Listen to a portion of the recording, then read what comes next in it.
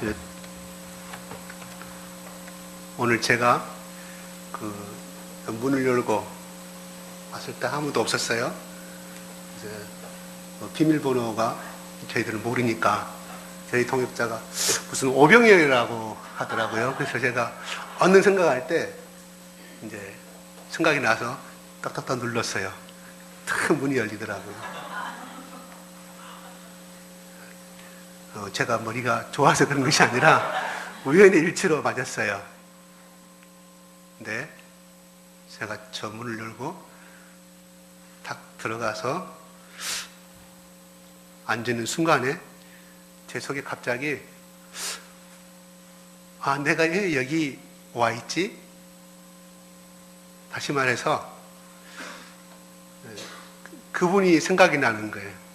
그분이 앉아야 할 자리에 내가 여기 앉아 있지?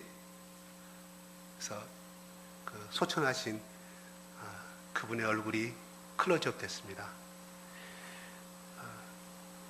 오늘 그분이 이 자리에 계셨으면 여러분은 한 사람 한 사람 껴안아 주시고 기뻐하셨을 것인데 참 아쉽습니다.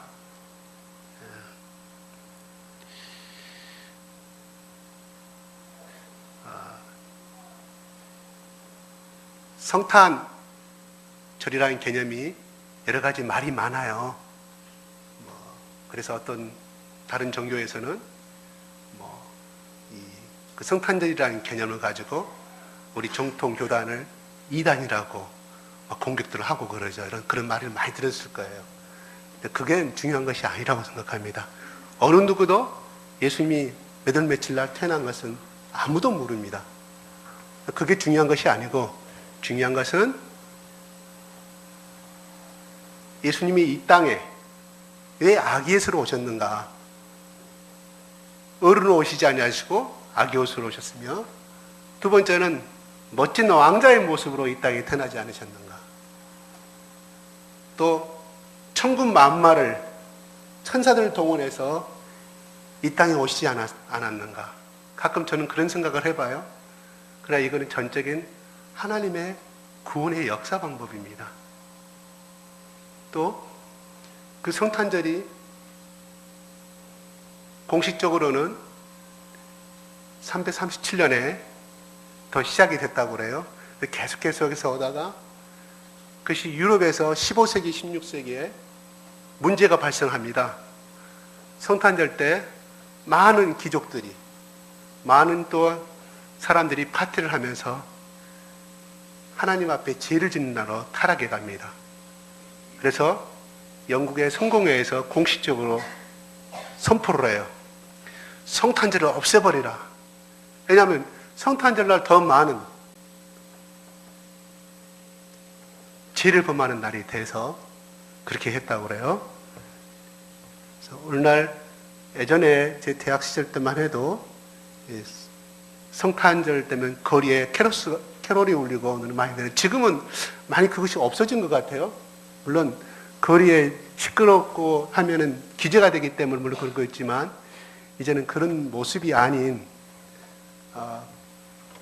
아니고 조금 그런 성탄의 그 기분들이 많이 이렇게 다운이 된 것 섭섭하기도 합니다.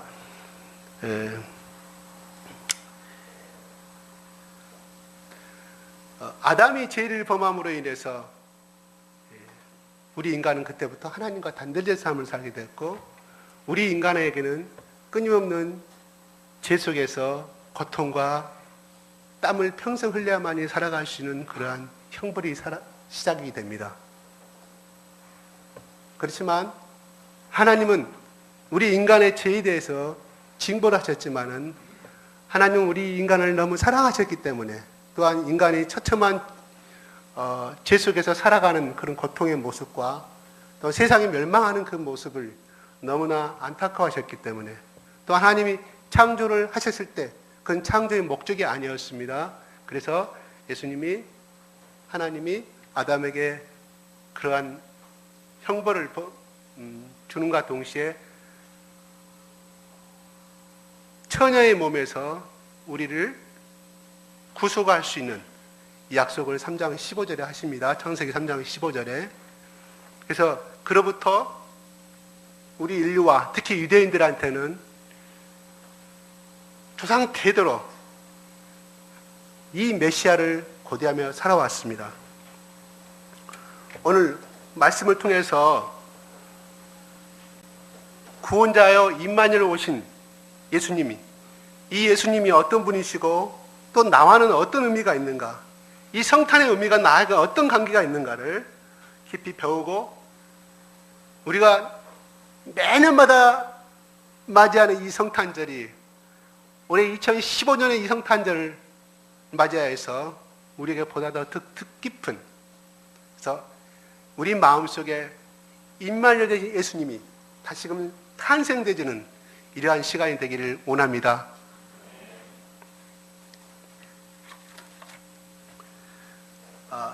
이 말씀 여러분 성탄 공부하셨습니까? 마태복음? 했어요? 그럼 이 말씀을 안 하고 다른 걸로 꺼낸지 한번 했나? 아니, 성탄절 말씀이 너무나 많으니까 어떤 말씀에서 골라야 될지, 요한복음 1장에서 1장 1절부터 14절 말씀 선택했다가, 또한 이사야서 7장 14절 선택했다가, 이것도 아닌 것 같아요. 누가복음 또 1장 말씀 선택하다, 여러 가지 고민하다가 선택한 말씀이 있는데, 저는 여러분들이 오늘 마태복음 말씀을 공부하는지 몰랐어요. 모르고 이 말씀을 선택했는데, 아무도 같이 은혜 나눠봅시다. 성령은 한 분이시라 같이 통했던 것 같습니다. 여러분들 무슨 말씀 공부하는지 저는 전 몰랐어요. 처음으로 제가 물어보는 겁니다.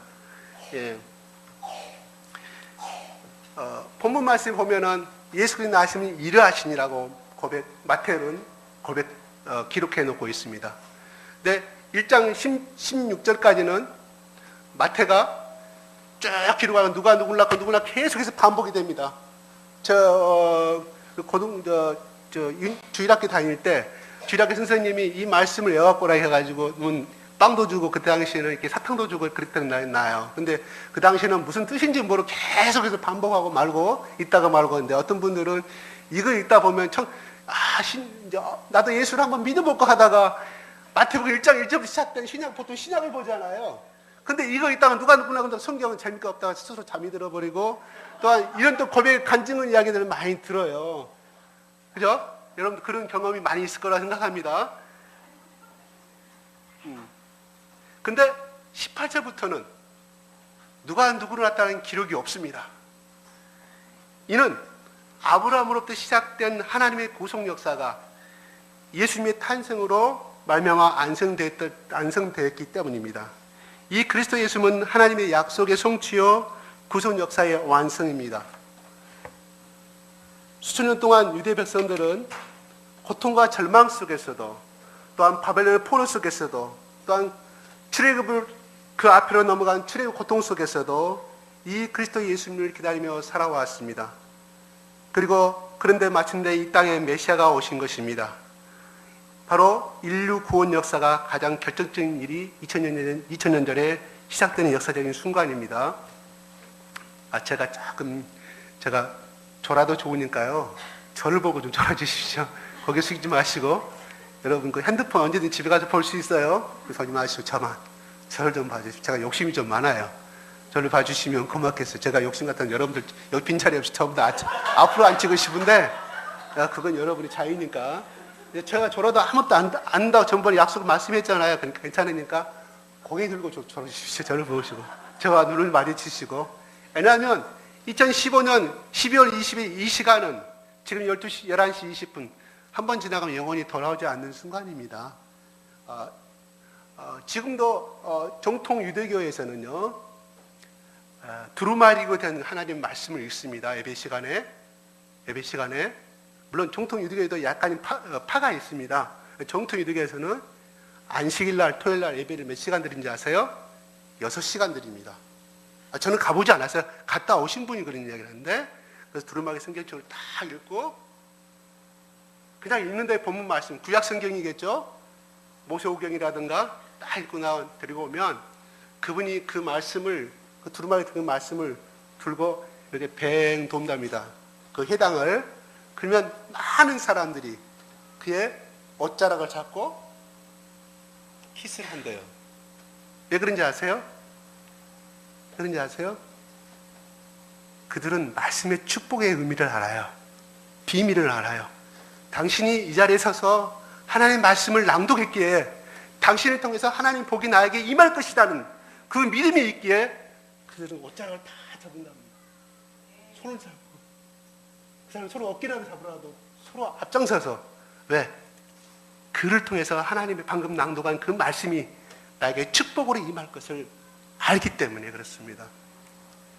저보고 저한테 일이 끝나고 손잡으는 말이 아니라 이 시간 저를 통해서 나오는 이 말씀이 비록 어떤 아름다운 말이 아니고 명설교는 아니라 할지라도 오늘 이 시간 30분만 저한테 귀를 기울여주시면 그 말씀이 결코 여러분들 속에 들어가서 아름다운 씨앗을 열매를 맺고 여러분이 들어가나 나오나 들에 나가서나 또 어디를 간 복을 받는 인생이 될 것이며 여러분의 자녀가 성공된 인생의 삶으로 가게 될 것을 믿습니다. 예, 저는 그런 능력이 없어요. 누가? 하나님이.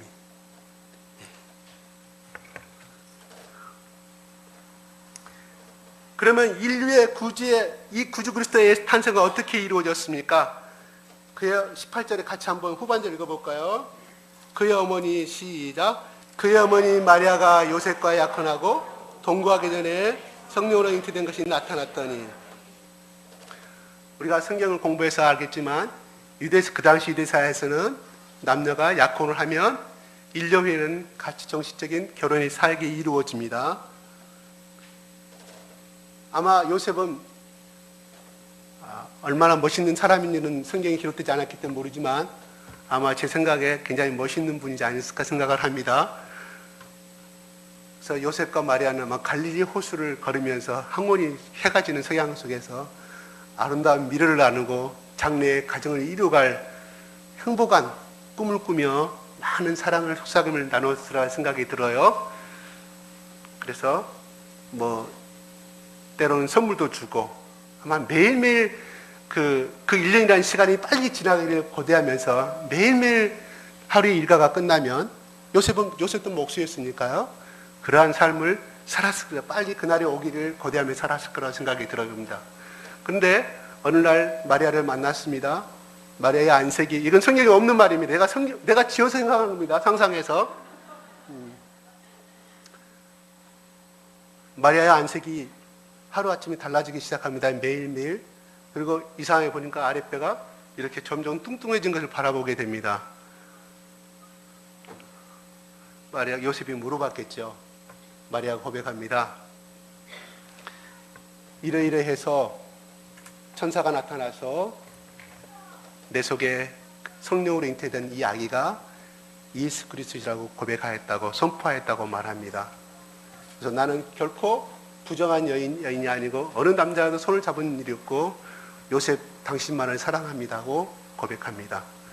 그러나 이 소식을 들은 이 고백을 들은 요셉의 마음이 어떻겠어요? 머리로는 이해가 가지만 마음으로는 절대 가지를 않죠. 왜냐하면 성령께서 와셔서 말씀하셨다거나 무슨 감동을 줬다거나 이런 말은 이해할 수 있지만 어찌 여자가 남자와 관계도 갖지 않은데 임신할 수 있단 말인가? 도저히 그 사이에서라든가 요즘의 사회에서도 그런 고백을 했다고 하면 도저히 받아들일 수 없는 사실이죠. 요셉은 집으로 돌아온 날마다 고민했을 것입니다. 분노와 배신감에서 또 혹시라도 내 여인이, 사랑하는 여인이 어찌 이럴 수 있단 말인가? 남의 남자와 어떤 일을 벌이지 않았을까? 아니, 하나님께 정말 성령께서 그렇게 잉태된 기적을 하셨을까? 근데 한 번도 요셉은 모세오경을 통해서 그런 이야기를 들어본 적이 없고 자기의 믿음의 선조들로부터 그런 이야기를 들어본 적이 없기 때문에 요셉은 그 사실을 받아들일 수가 없었습니다. 마태는 기록하기를 요셉은 의로운 사람이었기 때문에 많은 고민을 하다가 스스로 조용히 관계를 청산하기를 결정합니다. 그날도 엄청난 슬픔과 고민 속에서 잠이 들었습니다. 주의 천사가 나타납니다. 말씀하시기를 뭐라고 말합니까? 같이 한번 읽어볼까요? 20절 같이 읽을까요? 이 일을 시작. 이 일을 생각할 때 주의 사자가 현명하여 이르되 다윗의 자손 요셉아 내 아내 마리아 데려오기를 무서워하지 말라. 그에게 잉태된 자는 성령으로 잉태된 것이다.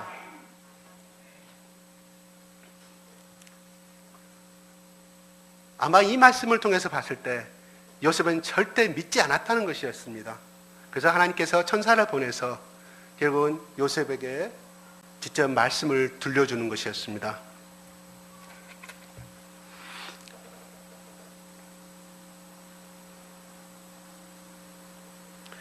요셉은 이 천사의 말을 듣고 오해를 풀게 되었습니다. 근데 여기서 천사는 요셉을 다윗의 자손 요셉이라고 그랬습니다. 요셉이라 하지 않냐고 다윗의 자손 요셉이라고 말씀했습니다. 이거는 무엇을 의미하는 중이냐면은 하나님께서 다윗의 후손 중에서 그리스도가 나실 것이라고 예언하셨잖아요. 언제? 이사야서 7장 말씀을 통해서 예수님 태어나신 700년 전에, 지금으로 거꾸로 계산하면 2700년 이야기를 우리는 보고 있습니다. 그것을 후손이 약속하신 것을 확인시켜주는 말씀이고요. 또한 창세기 3장 15절에 나오는 말씀은 메시아를 여자의 후손이라고 하셨는데, 이는 바로 마리아가 그 여자요, 또한 예수님이 그 여자의 후손님을 말해주고 있습니다. 이 말씀을 볼 때 하나님은 자기가 계획한 구원 역사와 어떤 뜻을 이루기 위해서는 그 약속하신 모든 것을 약속의 말씀 따라 약속의 말씀대로 신실하게 이루어가신 하나님을 볼 수가 있습니다. 그러면 그가 예수님이 탄생하신 목적과 감당할 사명이 무엇입니까? 왜 예수님은 이렇게 사람이 되어서 한 아기로 태어난 것일까요? 21절에 보듯이 그 이유는 딱 한 가지였습니다. 아들을 낳은 그 이름이 예수로 하라. 이는 그가 자기 백성을 그들의 죄에서 구원할 자심이라 합니다. 그 이름이 예수는 구약의 여호수라는 이름을 헬라식으로 말한 것입니다. 이 이름의 뜻은 여호와는 구원이십니다. 예수님은 그 이름의 뜻대로 자기 백성을 그들의 죄에서 구원하기 위해서 세상에 사람이 되어 오신 분, 성령으로 잉태되어서 마리아에게서 한 아기로 태어나신 분입니다. 여기서 자기 백성이란 하나님의 백성을 말합니다. 하나님이 이 말은 하나님이 주권적으로 은혜를 택하신 사람, 그래서 그들의 죄에서 구원할 자가 필요합니다. 죄가 무엇입니까? 한마디로 물론 하말테라는 뜻이 있습니다. 하살의 감역에서 벗어나 그 뜻도 맞지만 결론적으로 하나님 없이 사는 사람을 말합니다. 하나님 없이 사는 것을 죄인 것입니다. 즉 하나님 말씀을 순종하지 않고 자기 나름대로 사는 것입니다. 대부분의 사람들은 이걸 휴머니즘 길이고 자기가 멋지게 사는 길이라고 많은 사람들이 말을 합니다. 하지만 그렇게 살 때 정말 그러한 사람들이 아름다운 삶을 살 수 있을까요? 그렇지 않습니다. 하나님이 없이 사는 사람은 죄의 종으로 살 수밖에 없습니다. 하나님은 이들로 하여금 예수님을 믿게 함으로써 그들의 죄에서 그들을 구원해 주십니다. 이를 위해서 예수님으로 하여금 십자가에서 그들의 죄를 감당케 하셨습니다. 이로 인해서 예수님은 십자가에 못 박혀 죽으심으로 그들의 죄로 하나님께로부터 받아야 할 진노와 형벌을 대신 다 받으셔야 했습니다. 우리가 익히 알다시피 예수님은 바로 태어나신 33년 후에 하나님께로부터 받아야 할 진노와 형벌을 대신 다 받으셔야 했습니다. 형언할 수 없는 고통을 당하셨고 째찌게 마시고 맞으시고 손과 발이 묶인 채로, 못에 박힌 채로, 또한 뼈와 모든 것이 대못으로 박힌 채로 십자가의 흉터라에 높이 매달리게 되었습니다.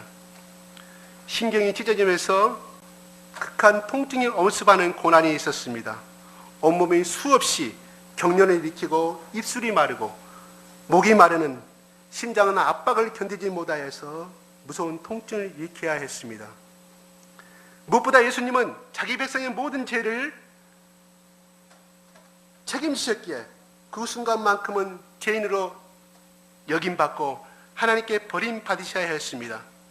극한 고통과 죽음에 버려져야 했고 아무도 예수님의 편은 없었습니다. 오직 혼자서 그 모든 고통을 당하고 모든 짐을 져야 했습니다. 그래서 예수님은 얼마나 고통이 심하였는지 마지막 십자가에서 운명하실 때 엘리 엘리 라마 사막다니 어찌하여 나를 버리시나이까, 하나님 어찌하여 나를 버리시나이까 마지막 절기를 하고 돌아가신 것이 성경에 기록이 되어 있습니다. 그것이 자기 백성을 그들의 죄에서 구원하기 위해서 예수님이 하셔야 했던 일이었습니다. 이 일은 예수님이 여자의 후손으로서 성령으로 잉태되어 마리아에게서 나셔야 했던 이유이기도 했습니다. 그 일은 똑같이 죄와 사망의 세력 속에 들어있는 아담의 후손일 뿐인 우리 사람이 할 수 없는 일이었습니다. 그 일은 오직 죄 없는 사람만이 해야 되는 일이었기 때문입니다. 이를 위해 예수님은 하나님의 아들이신 사람이 되어서 한 아기로 태어나신 것이었습니다. 인간은 죄인이기 때문에 죄를 지을 수밖에 없습니다.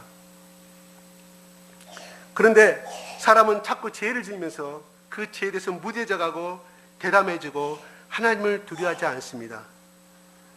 이런 인간은 죄 때문에 고통하고 죄 때문에 망가지게 되어 있습니다.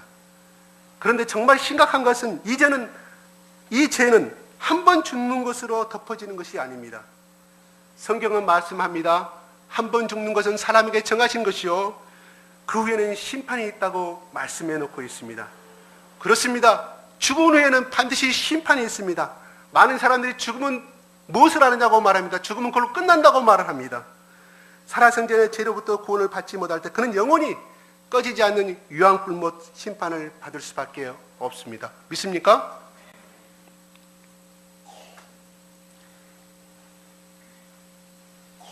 그런데 마리아를 통해 이 땅에 오신 예수님은 이런 죄인들을 죄에서 구원할 구원자이십니다. 바로 예수님은 사람들을 죄에서 구원하시기 위해서 죄를 대신 짊어지시고 십자가에 피 흘려 죽으셨습니다. 이 예수님은 성령으로 잉태되시고 태어나신 하나님이시기 때문에 아무 죄가 없으신 분입니다. 그러므로 하나님의 형벌을 이 예수님은 받으실 이유가 없습니다. 하지만 인류를 그 죄에서 구원하시기 위해서는 대신 십자가에서 죽으셨습니다.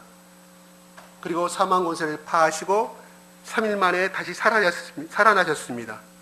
누구든지 예수님을 믿으면 죄로부터 구원을 받을 수 있게 되어 있습니다. 하나님께서 우리 죄인들을 구원하시기 위하여 이 땅에 보내주신 예수님을 인하여 감사와 찬양을 돌려드립니다. 23절을 같이 읽어보겠습니다. 시작. 보라, 처녀가 잉태하여 아들을 낳을 것이요 그의 이름은 임마누엘이라 하리라 하셨으니 이를 번역한즉 하나님이 우리와 함께 계시다 함이라. 이는 예수님이 탄생하심으로 임마누엘 곧 하나님이 우리와 함께 하신다는 선지자 이사야를 통해서 준 약속의 말씀이 성취된 것입니다. 이사야서 7장 1절 말씀이시죠. 임마누엘의 단어는 히브리어로 함께 한다는 뜻이죠. 마누는 무엇입니까? 우리. 그 다음에 엘은 하나님이 결합된 단어입니다. 다시 말씀드려서 임마누엘은 우리와 함께 하신 하나님이라는 단어입니다. 이제 예수님이 이 땅에 오심으로 하나님이 우리와 함께 하시는 놀라운 역사가 시작된 것입니다. 범죄 후 인간은 그동안 죄로 인하여 생긴 큰 담으로 인하여 하나님께 나아가고 싶어도 나아갈 수가 없습니다. 그래서 구약의 출애굽기를 바라보게 되면 모세가 시내산에 올라갈 때 하나님 말씀하시죠. 네가 나를 보면 죽으리니. 그래서 하나님은 모세와 만날 때도 담을 사시고 보지 못하게 하고 만났습니다. 구름을 사이에 두고 만났습니다. 그런데 이제 하나님이신 예수님께서 친히 죄와 모든 장벽을 허무시고 이 땅에 사람의 모습으로 낮아져 오심으로 비천한 죄인과 함께 하게 되었다는 것입니다. 이것은 신학적인 용어로 자기 비하라고 표현하고 있죠. 우리 흔히들 텔레비나 또한 길거리에 보게 되는 연예인들이나 또 이렇게 많은 분들이 그 애견용 개를 많이 가지고 다니는 것을 봐요. 또 인터뷰나 이렇게 고백하는 거 보면은 이 개는 나의 자식과 같다고 고백합니다. 그죠? 사람 이름을 붙여놓는다거나 또 외국의 이름을 붙여놓은 것을 많이 볼 수 있어요.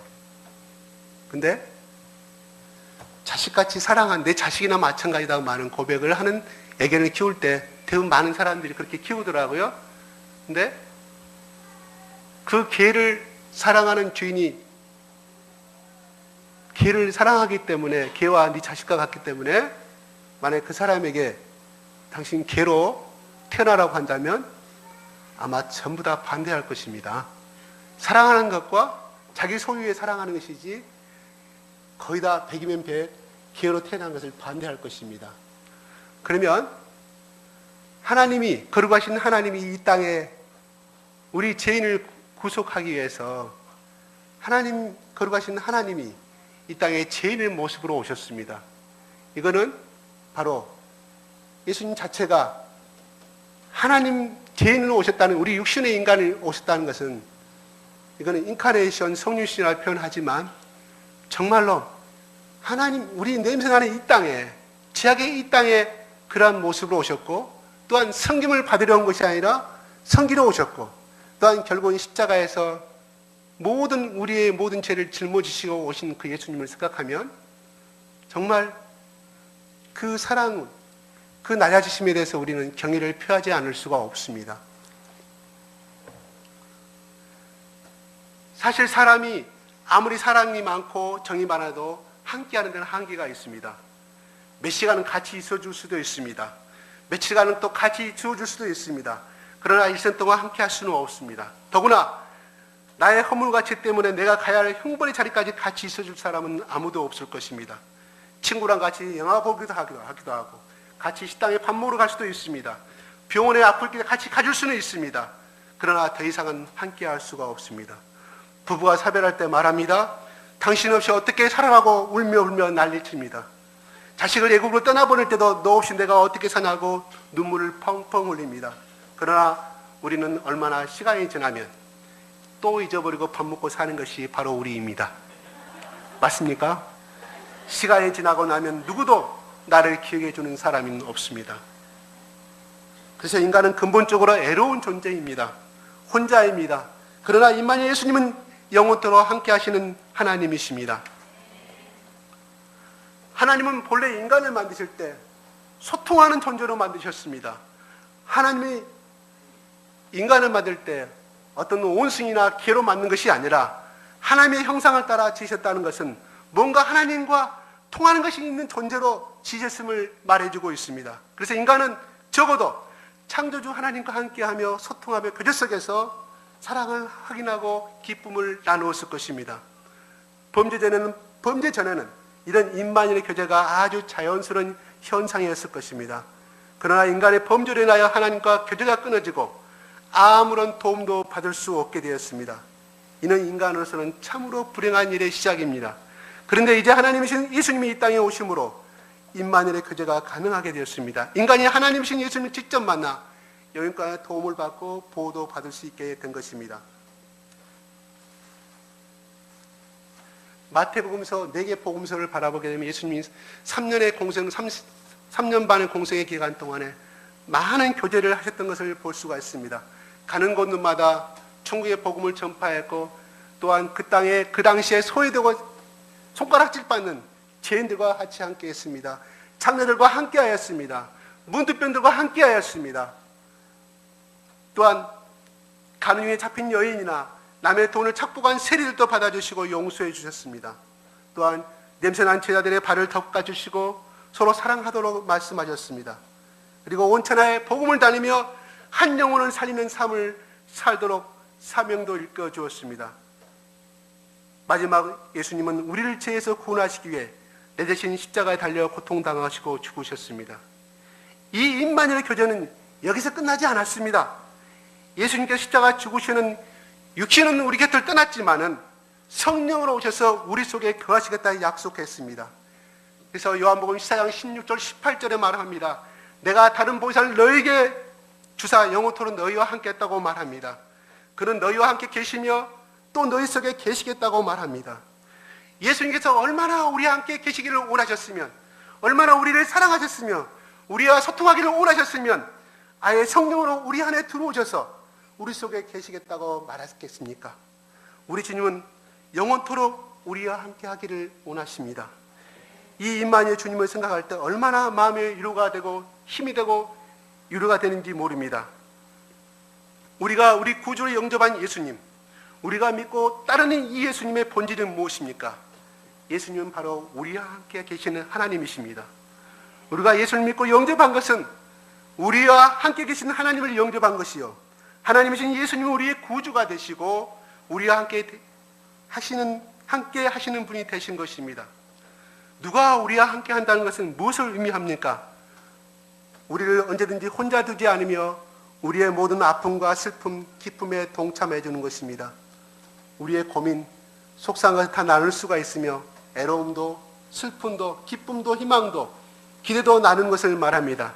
영원한 친구가 되는 것이며 일생의 동반자가 되는 것입니다. 예수님은 전능하신 하나님이시지만 이렇게 우리와 함께 계신 하나님 되시고자 사람이 태어나셨습니다.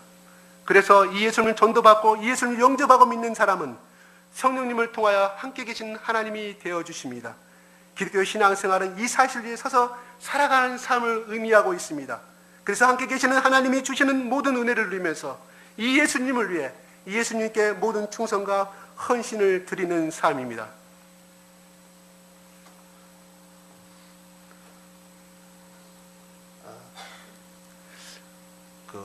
양림동에 호남이 신학대학교에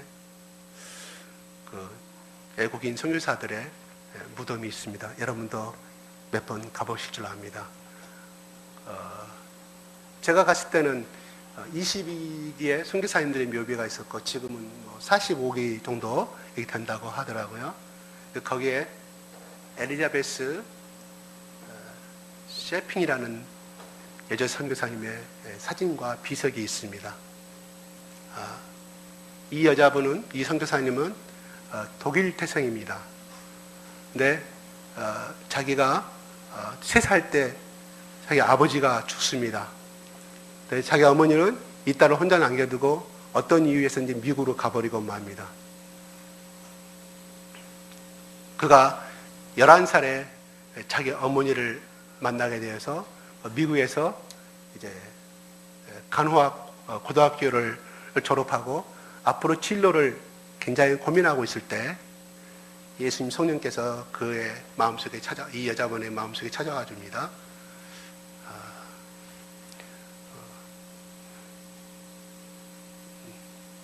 아픈 자를 위해서 그리고 소외된 제3세계를 선교를 위해서 헌신하라는 성령님의 음성을 듣습니다. 그래서 그는 간호학을 전공하게 됩니다. 그리고 그가 32살 때 1912년입니다. 3개월간의 커다란 긴 배를 타고 3개월 동안 항로를 거쳐서 우리 한국에 도착합니다. 그래서 그는 도착하자 한국어 공부를 공부하고 저 양림동에 더 사역을 하기 시작합니다. 그 지금 현재 호남신학대학에 있는 그 양림동 그 동산이, 스피아고 그 동산이 우리 조선시대 말기 때 애들이 전염병에 걸리면 거기다 버리는 곳이었습니다. 다시 말해서 죽지 않아도 그냥 거기다 격리시키는, 그래서 거기서 혼자 앓다가 죽어가는 그런 아주 그 아무도 찾아보는 몫을 소외받은 땅이었습니다. 그래서 미국의 남당로교 선교사 재단에서 그 땅을 인수하게 되죠. 그분이 도착했을 때 전남과 강주의 인구가 220만 명이었다고 합니다. 그 중에 병에 시달리는 사람들이 11만 명, 나병 환자, 폐결핵 환자가 포함해가지고 11만 명이었다고 미국 남당로교 선교의 보고를 기록이 남아 있습니다. 그래서 그분은 열심히 그들을 위해서 나병 환자의 손이 되어주고 피를 빨아주고 치료하기 시작합니다. 그리고 그 사람이 그 당시에 그 서방님 남편으로부터 예를 못 난다거나 또는 어떤 흠이 있어서 수억만의 여자들이 그렇게 많았다고 합니다. 그래서 53명의 여자를 자기 집에 수용을 해서 교육을 시키고 그들의 옷을 입히고 복음을 증거합니다. 또 나병 환자들을 소집해서 치료를 하기 시작합니다. 그래서 일제시대 때잖아요. 그래서 나병 환자들을 전문적으로 치료하는 병원이 필요해서 나병 환자들 20명을 이끌고 출발합니다. 어디로요? 조선 총독부가 있는 서울로 출발합니다. 이 소식을 들은 많은 나병 환자들이 같이 떨뚝거리는 발을 이끌고 어떤 사람은 한 손이 떨어지는 그 아픔 속에서 이 여자와 같이, 이 선교사님과 같이 서울에 총독부를 도착합니다. 그래서 총독부에 탄원을 하게 됩니다. 그래서 시작된 것이, 그분의 탄원으로 인해서 시작된 것이 이제 소록도입니다. 우리 이걸 모르고 있잖아요. 그가 살아생전에 14명의 자녀들을 양자로 삼습니다. 다 버림받은 사람들, 다 정상적인 사람들도 아니에요. 한 남자아이, 그 다음 나머지 13명의 여자들. 그래서 그가 살아있는 동안에 다 양육시켜 시집도 보내고, 또 가서 소방 맞고 오면 가서 유해해주고, 가서 또 다시금 중매해줘서 이러한 삶을 살다가 가로와 영양실조로 죽게 됩니다. 그 방을 선교사 동료 선교사들이 그 방을 갔을 때 그 사람에게는 제가 읽던 옷 한 벌과 담요 반장, 담요 한 장도 아니고 담요 반장입니다. 이거는 그 당시에 채씨라는 거지한테 준, 반장을 잘라서 준 뜻 때문에 반장밖에 안 남았답니다. 그가 남긴 것은 아무것도 없는. 그런데 침대맡에 이상한 글이 써있었습니다. Not success, but service. 이 말은 뭐냐면 성공이 아니라 섬김이라는 자기 좌우명이었습니다.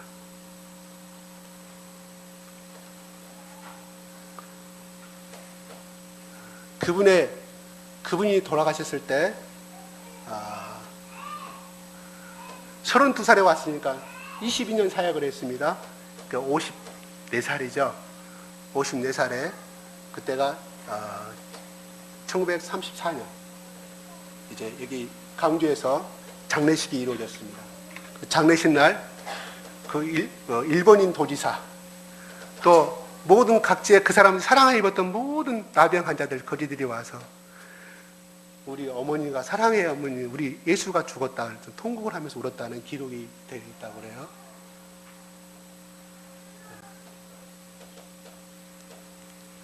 아름다운, 이게 진짜 2004년도에 어느 분에 의해서 이제 발굴이 됐어요. 이분 추적의, 인생의 추적에 대해서 책으로도 나왔더라고요.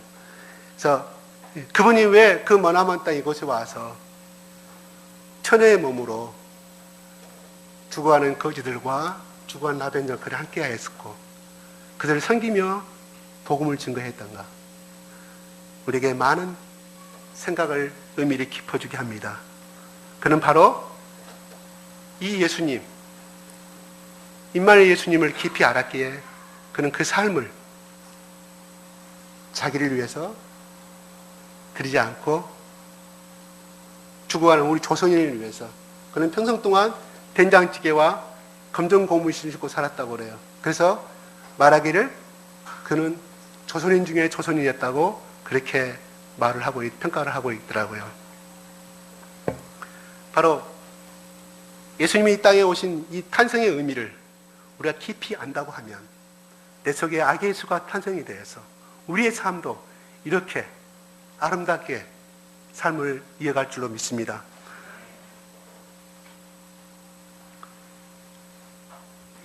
오늘 본문에서 우리와 함께 계시는 하나님이신 예수님이 우리를 위해 하시는 가장 주된 일을 볼 수가 있습니다. 그것은 우리의 죄에서 구원하시는 일입니다.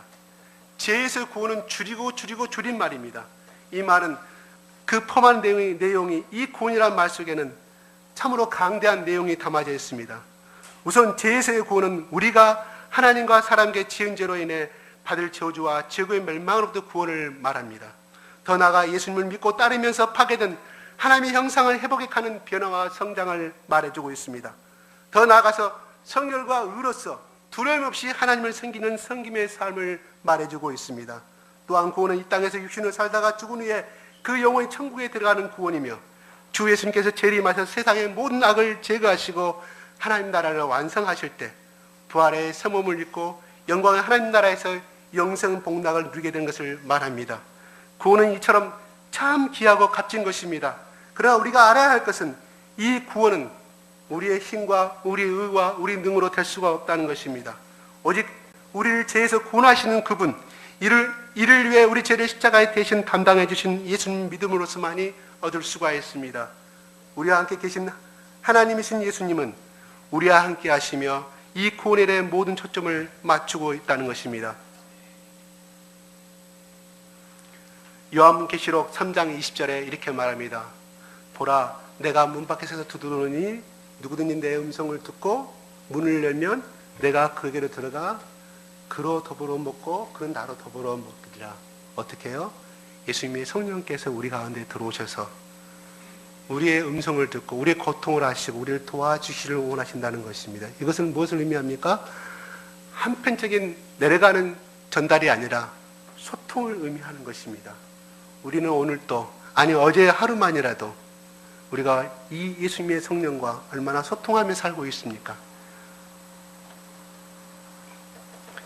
내가 이 하나님 뜻과 아무런 상관없이 내 성공과 내 어떤 이익을 위해서 이 하나님을 수단으로 이용하신다면 우리는 이 임마누엘 예수님, 성탄을 깊은 이 육신을 입고 오신 예수님의 깊은 이 예수님을 만날 수가 없습니다. 그러므로 우리가 어떤 일을 한다 하더라도 반드시 이 성령님과 같이 교제하는 삶이 되기를 원합니다. 그래서 이 성령님이 나의 냄새나는 이 육신의 문제와 또한 내 자식의 문제와 또 내 장래의 문제와 내 취직의 문제와 이 모든 것들이 우리의 문제, 임마누엘 신 하나님께서 우리 이 문제들을 해결해 줄 것을 믿습니다.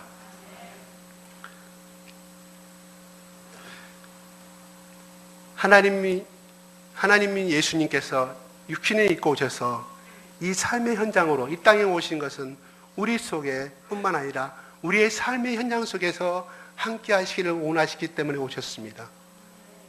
믿습니까?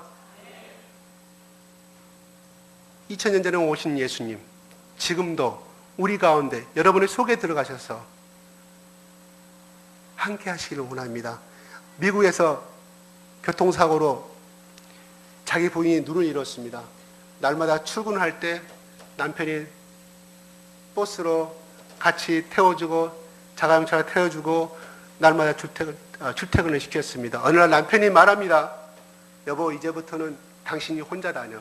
당신이 혼자 할 수 있다고 그랬을 때 이분이 서로서 웁니다. 참 남편이 이제는 마음이 변했다고 했습니다.